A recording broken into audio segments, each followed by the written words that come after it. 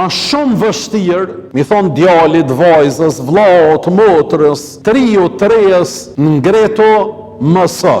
Shko në librari dhe lexo. Shko në sallën e leximit dhe kaq orë mos u kthe në banesë në shtëpi.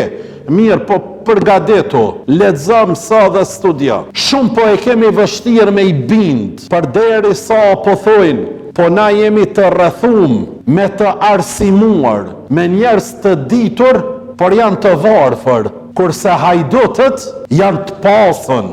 Ata që nuk e kanë shkelë dhe nuk po e shkelin alborrin e shkollës, janë shumë të pasën, në krahasim me këta tjerët të cilët e kanë shkel, po lexojnë, po mësojnë, po studiojnë, mirë po mbesin të varfër. Dashurit e mi, ne u themi që pasunia më e madhe nuk është në xhepa.